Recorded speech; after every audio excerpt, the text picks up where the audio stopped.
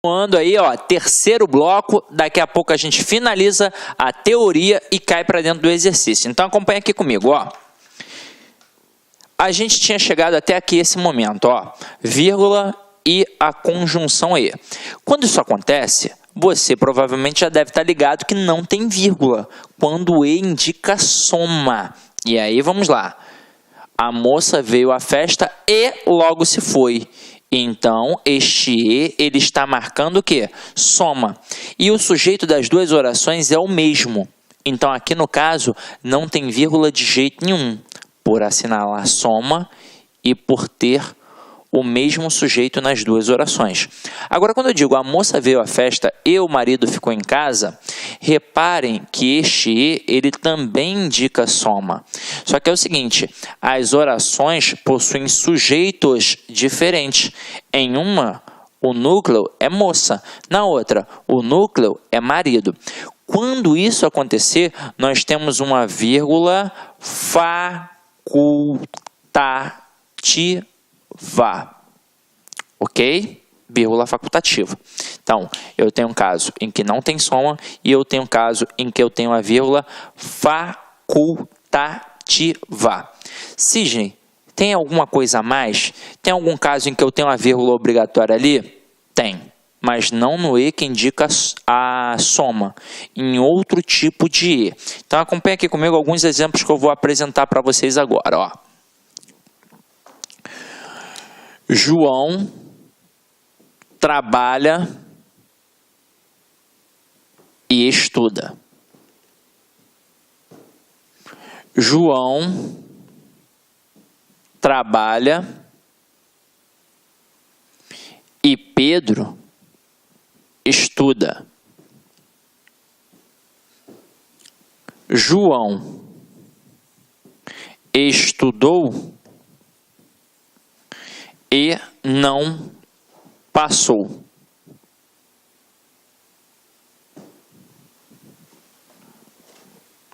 Siga este conselho e se dará bem. Então vamos lá. Eu tenho 4 situações aqui em que nós apresentamos o E. O E, ele indica a soma nas 2 primeiras sentenças. Então, ó, Pedro, além de trabalhar, João, além de trabalhar, ele também o quê? Estuda. Então, o sujeito nas 2 orações é o João. Então, quando ele indica soma e é o mesmo sujeito nas 2 orações, eu não tenho vírgula, vírgula proibitiva. Agora aqui, João trabalha e Pedro estuda. Opa, quem é que trabalha? O João. Quem é que estuda? O Pedro. Então, esse E, ele também indica soma, mas os sujeitos são diferentes. Então, neste caso aqui, entra uma vírgula facultativa. Agora, João estudou e não passou. O E que está aqui, ele indica soma? Não, ele indica oposição, adversidade, contraste. É isso que ele indica. Então, ele pode ser substituído pela conjunção mais, pela conjunção porém, pela conjunção todavia. E aí, nesse caso, eu tenho aqui uma vírgula obrigatória. Então, ó, João estudou, mas não passou. João estudou, porém não passou. João estudou e não passou. Então, aqui entra uma vírgula obrigatória, exatamente por não estar marcando a soma. Agora aqui, siga este conselho e se dará bem. Reparem que aqui eu tenho um modo imperativo. E quando eu tenho um modo imperativo, quando eu tenho uma ordem, eu preciso justificar a ordem. Então, a outra oração ela é o quê? Ela é explicativa. Então, siga este conselho, pois se dará bem. Siga este conselho, porque se dará bem. Então, aqui entra também uma vírgula obrigatória, que separa a oração coordenada da oração coordenada sindética explicativa. Assim como aqui eu separo a oração coordenada, assindética, da oração coordenada sindética adversativa, porque é a mesma vírgula do princípio da enumeração. A vírgula da enumeração não é aquela que isola, que destaca elementos de mesma função? Então, as orações coordenadas, elas são equiparadas, elas têm as mesmas funções. Então, eu coloco a vírgula ali no meio delas. Eu só não coloco quando eu tenho o e, que indica a soma, ou quando eu tenho o ou, que indica a alternância. Venha cá, ou perderá a vez. Ali também não tem vírgula. E quando eu coloco o nem também, que também indica a soma, tá? Mas geralmente na prova o camarada coloca o e, porque é o grande calcanhar de Aquiles de muito candidato, ok? Então vamos lá, vamos continuar a nossa brincadeira aqui agora. Então, matei este e de todas as formas e agora a gente vai para o etc. Nossa quarta observação. O negócio é o seguinte, teoricamente, quando eu tenho etc, eu não devo ter a vírgula, porque eu coloco pintamos paredes, vírgula, tetos, pisos, etc. Por que teoricamente? Porque a expressão etc, ela é uma abreviação, na verdade, da expressão latina etc, que significa e entre outros. Então, é como se já tivesse o e. Por isso não tem a vírgula. Então, pintamos paredes, vírgula, tetos, vírgula, e entre outros. Então, é como se não tivesse ali a necessidade de colocar a vírgula. Então, por isso a gente não coloca. Teoricamente, é assim. Agora, quando você pega as gramáticas, até para avaliar, até quando o cara diz que não é para colocar, nos textos dos caras tem o quê? A vírgula. E é o seguinte, eu vou até te tranquilizar. Nunca caiu isso numa prova de concurso público. Nunca, nunca. Mas, a título de curiosidade e a título gramatical, teoricamente não deveria ter o quê? A vírgula. Tanto é que quando eu produzo um texto, eu evito a abreviação. E o etc, ele é uma abreviação. Então, o que eu coloco ali ao invés de colocar o etc? Eu coloco entre outros. Beleza? Tranquilo? Então, vamos lá. Como não é muito importante, vamos adiante. Agora, a gente tem que trabalhar a vírgula e o quê? Todos viram que a água acabou e o professor pediu que todos fizessem silêncio. Nessas duas primeiras construções, a gente tem o quê? Conjunção integrante. Todos viram isso. O professor pediu isso. Quando que é uma conjunção integrante, é impossível que tenha vírgula. Até mesmo porque a conjunção integrante, ela encabeça uma oração subordinada substantiva, que pode ter função de sujeito, função de objeto direto, função de complemento nominal. Então, teoricamente, se eu colocasse uma vírgula ali, eu estaria separando o sujeito de um verbo de um complemento exigido por ele, ou então um nome de um complemento exigido por ele. Então, não tem vírgula de jeito nenhum. Nenhum, a não ser que apareça uma estrutura intercalada ali no meio, e não é o caso aqui dessas expressões. Agora, quando este que for um pronome relativo, ele encabeça uma oração subordinada adjetiva. E aí, quando eu tenho uma oração subordinada adjetiva, eu tenho uma divisão. Eu posso ter a oração subordinada adjetiva restritiva, que não tem vírgula, e a oração subordinada adjetiva explicativa, até porque todo termo explicativo na língua portuguesa tem a vírgula. Então, aqui, restrição. Os alunos que foram aprovados não farão prova final. E aí vamos entender por que aqui a gente está fazendo uma restrição.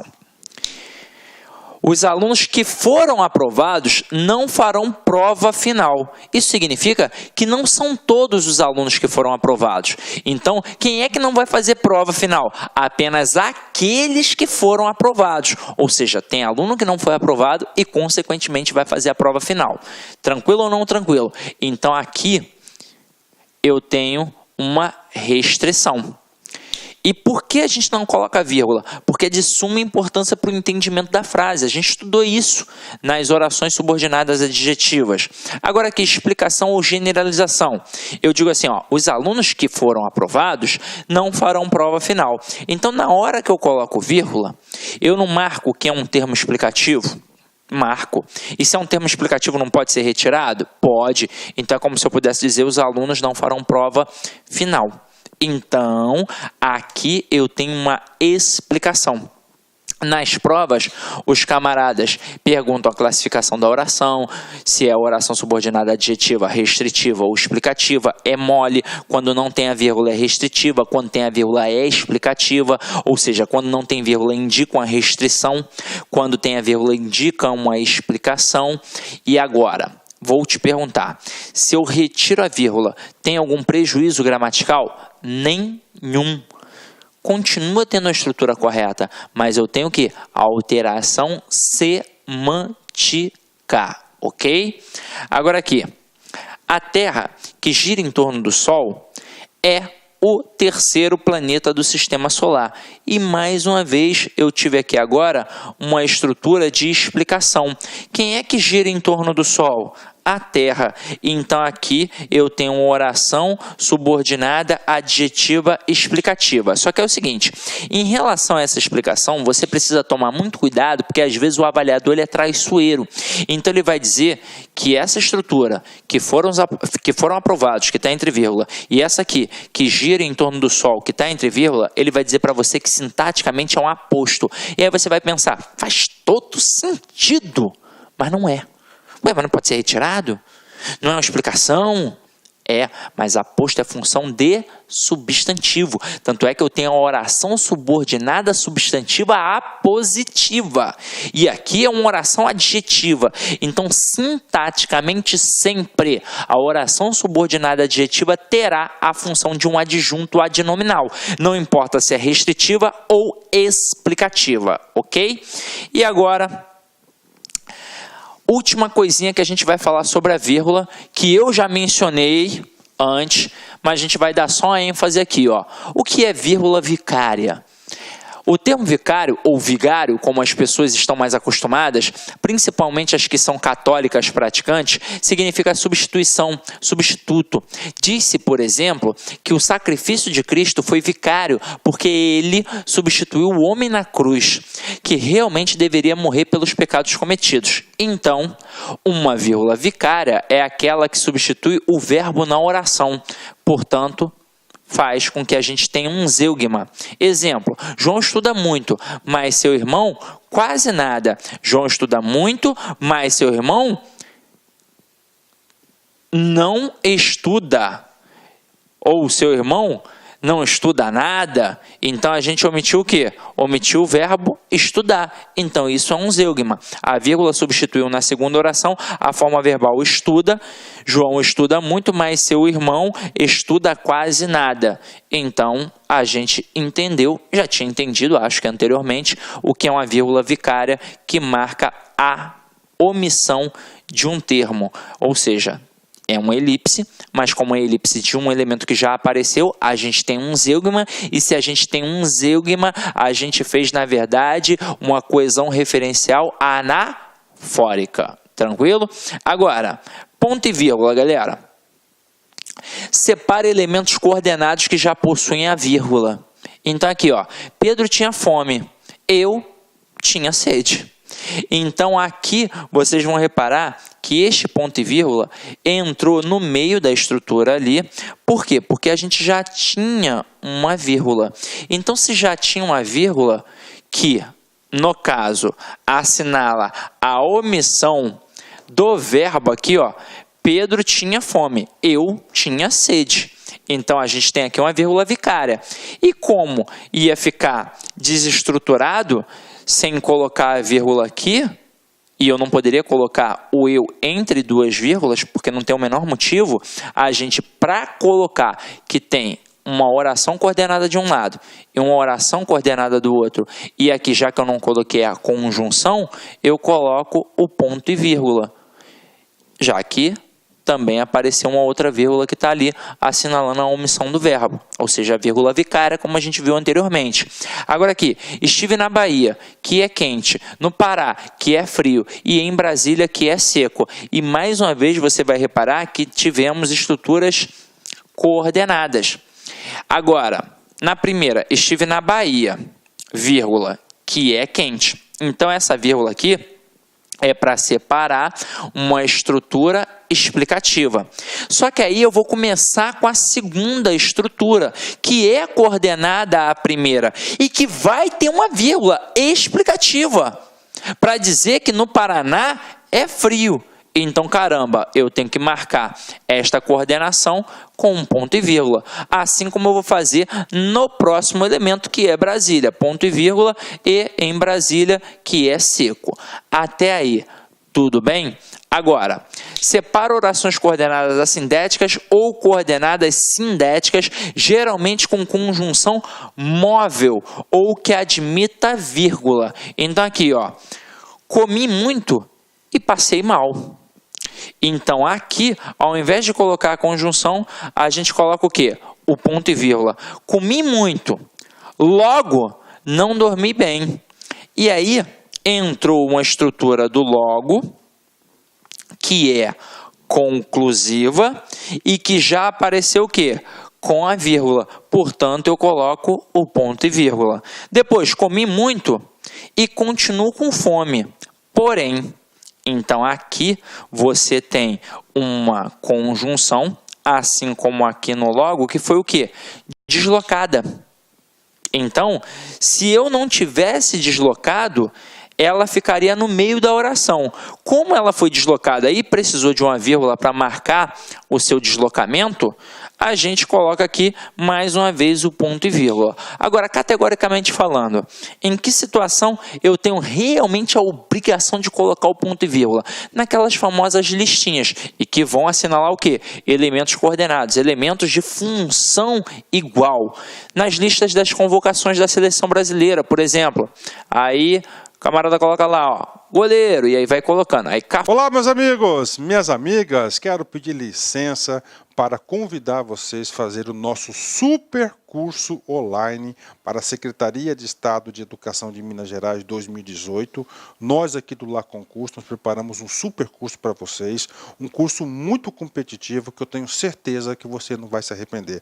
São para dois cargos, um para o cargo de especialista de educação, educação básica, um curso completo que custa apenas 10 parcelinhas de R$30, e outro curso para professor que atende 100% dos conhecimentos gerais, que são um investimento de 10 parcelas aí de R$25. Bacana, espero vocês, quero que vocês continuem assistindo essa videoaula lá no nosso site. Ah, detalhe, você quer aí esse material de apoio do professor? Vai aqui embaixo, clique aqui embaixo, que você pode fazer o download gratuitamente. Bacana, meus amigos? Fiquem com Deus, um forte abraço, espero vocês. Fui, tchau.